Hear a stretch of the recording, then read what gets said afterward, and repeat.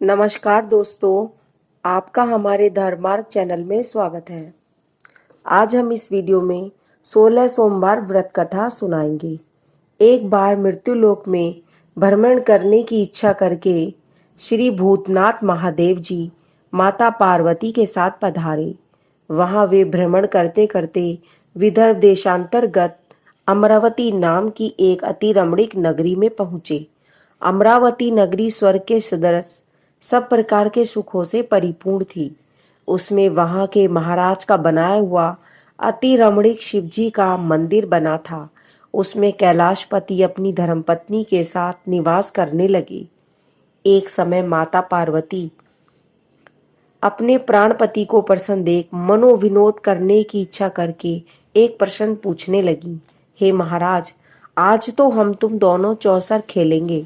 शिवजी ने प्राण प्रिया की बात मान ली और दोनों चौसर खेलने लगे। उस समय इस स्थान पर मंदिर का पुजारी ब्राह्मण मंदिर में पूजा करने के लिए आया। माता जी ने पुजारी से प्रश्न किया कि पुजारी जी बताओ कि इस बाजी में किसकी जीत होगी। पुजारी बिना विचारे ही बोल उठा कि महादेव जी की होगी। थोड़ी देर में बाजी समाप्त हो गई और पार्वती जी जीत गईं। तब पार्वती जी ने पुजारी को झूठ बोलने के अपराध के कारण कोढ़ी होने का श्राप दिया। उस समय में पुजारी के शरीर में कोढ़ पैदा हो गया। पुजारी अनेक प्रकार से दुखी रहने लगा। इस तरह के कष्ट पाते पाते जब बहुत दिन हो गए तो देवलोक की अप्सराएं शिवजी की पूजा करने उसी मंदिर में आईं और पुजारी के कोढ़ के कष्ट को देख बड़े दया भाव से उसके रोगी होने का कारण पूछने लगी। पुजारी ने निसंकोच वे सब बातें उनसे कह दी। तब वे अप्सराएं बोली, हे पुजारी, अब तुम अधिक दुखी मत हो। भगवान शिवजी तुम्हें कष्ट से उबारेंगे। तुम सब व्रतों में श्रेष्ठ जो 16 सोमवार का व्रत है उसको भक्ति के साथ करो। ब्राह्मण ने यथाविधि 16 सोमवार व्रत किया। भगवान शिवजी की कृपा से रोगमुक्त होकर आनंद से रहने लगा।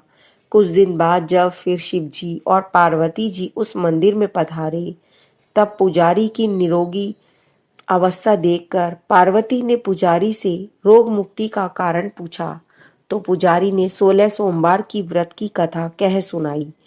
तब तो पार्वती जी भी अत्यंत प्रसन्न हुई और ब्राह्मण से व्रत की विधि पूछकर व्रत करने के लिए खुद तैयार हो गईं, जिसके कारण उनके रूठे हुए पुत्र कार्तिकेय स्वयं माता के आज्ञाकारी हुए। कार्तिकेय को अपने यह विचार परिवर्तन का रहस्य जानने की इच्छा हुई और वे माता से बोले, हे माता जी, आपने ऐसा कौन सा उपाय किया है जिससे मेरा मन आपकी ओर आकर्षित हुआ। तब पार्वती जी ने वही 16 सोमवार व्रत कथा उनको कह सुनाई।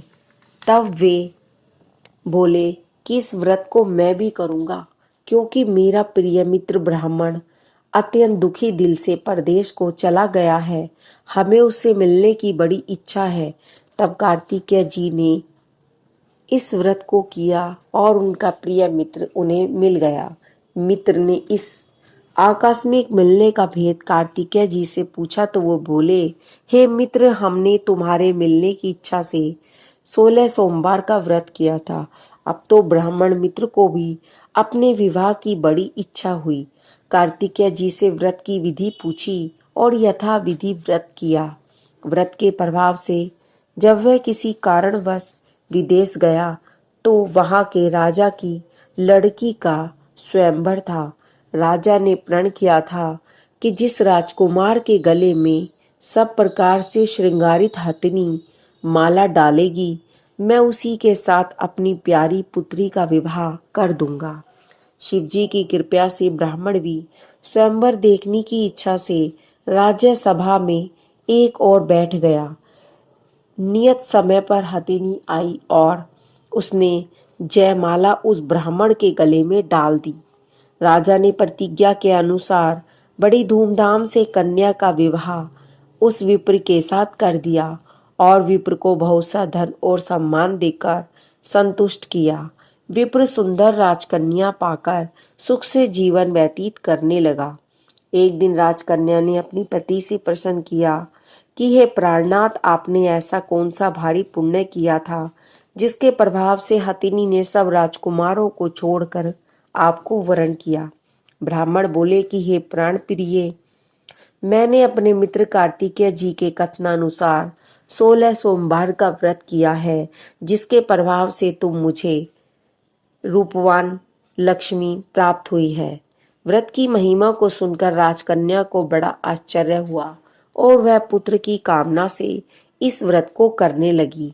शिव जी की दया से उसे एक विद्वान पुत्र उत्पन्न हुआ। माता पिता दोनों उस पुत्र को पाकर के अत्यंत प्रसन्न हुए और उस पुत्र का पालन भली प्रकार से करने लगे। जब वह पुत्र समझदार हो गया तब उसने एक दिन माता से पूछा कि माता, आपने ऐसा कौन सा तप किया है कि मेरे जैसा पुत्र आपके घर पर उत्पन्न हुआ है।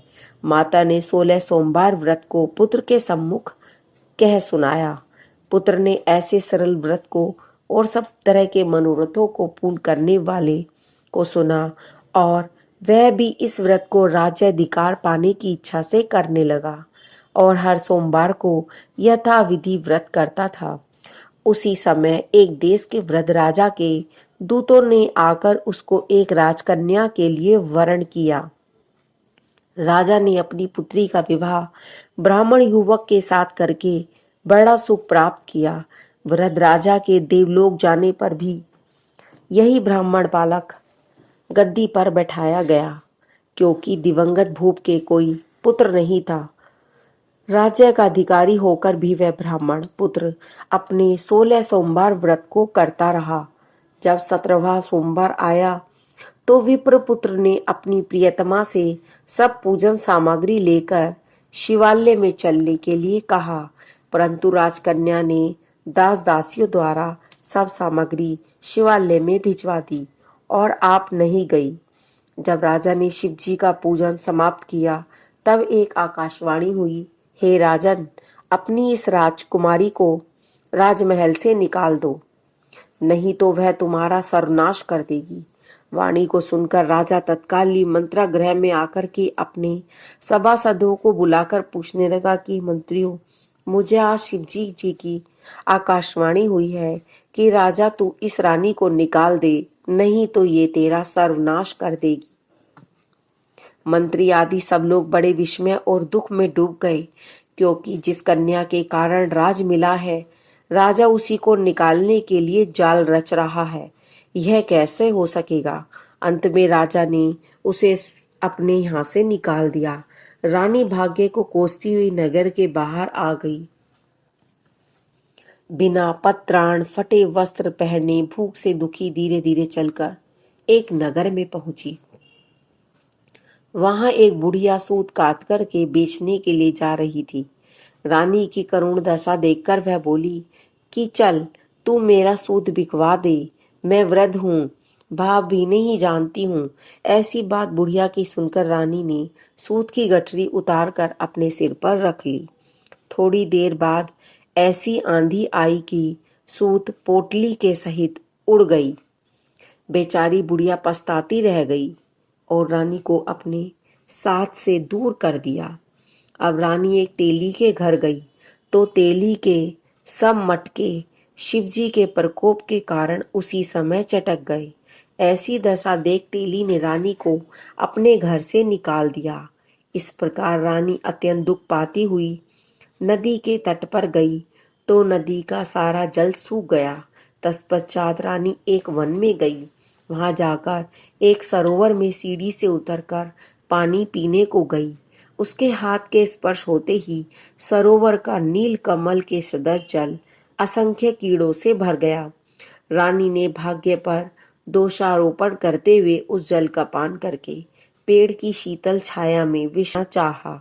वह रानी जिस पेड़ के नीचे जाती, उस पेड़ के पत्ते तत्काल ही गिर जाते। अपने वन सरोवर की जल की ऐसी दशा देखकर उस वन के ग्वालों ने अपनी गऊओं को चारा और पानी न मिलता देख करके बड़े दुख भाव से सब कथा अपने गोसाई जी से कही। जो उस जंगल में स्थित मंदिर में पुजारी थे। वे ग्वाले रानी को लेकर गोसाई जी के पास गए। रानी की मुख कांति और शरीर शोभा देख गोसाई जान गए कि यह अवश्य ही विधि और गति की मारी कोई कुलीन अबला है। ऐसा सोच पुजारी ने रानी से कहा कि तुमको पुत्री के समान रखूंगा, मेरे आश्रम में ही रहो, मैं तुमको किसी प्रकार का कष्ट नहीं दूंगा। गोसाई जी के ऐसे वचन सुनकर रानी को थोड़ा धीरज हुआ। वह आश्रम में रहने लगी, परंतु आश्रम में रानी जो भी खाना बनाती उसमें कीड़े पड़ जाते, जल भर कर लाती उसमें भी कीड़े पड़ जाते। अब तो गोसाई जी दुखी हुए और रानी से बोले, हे बेटी, तेरे ऊपर कौन से देवता का कोप है जिससे तेरी ऐसी दशा है। पुजारी की बात सुनकर रानी ने शिव जी की पूजा करने को न जाने की कथा सुनाई। तब पुजारी सब मनोरथों को पूर्ण करने वाले 16 सोमवार व्रत को करने के लिए रानी से कहा। उसके प्रभाव से अपने को कष्ट मुक्ति जानो। गोसाई जी की बात सुनकर रानी ने 16 सोमवार का व्रत विधि पूर्वक संपन्न किया और 17वें सोमवार के पूजन के प्रभाव से राजा के हृदय में विचार उत्पन्न हुआ कि रानी को गए हुए बहुत समय व्यतीत हो गया है, न जाने कहाँ कहाँ भटकती होगी, ढूंढना चाहिए।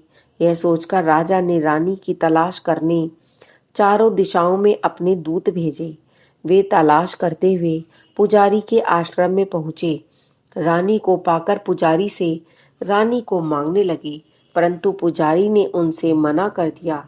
तब राजा स्वयं पुजारी के आश्रम में गए और पुजारी से प्रार्थना करने लगे कि महाराज, जो बाई आपके आश्रम में रहती है वह मेरी पत्नी है। शिवजी के कोप से मैंने इसको त्याग दिया था। अब इस पर से शिवजी का प्रकोप शांत हो गया है, इसीलिए मैं इसे लेने आया हूँ। आप इसे मेरे साथ चलने की आज्ञा दे। गोसाई जी की आज्ञा पाकर रानी राजा के महल में आई। घर घर में मंगल गान होने लगे। पंडितों ने विविध वेद मंत्रों का उच्चारण करके अपनी रानी का आह्वान किया। ऐसी अवस्था में रानी ने पुनः अपनी राजधानी में प्रवेश किया। महाराज ने अनेक तरह से ब्राह्मणों को दान आदि देकर संतुष्ट किया।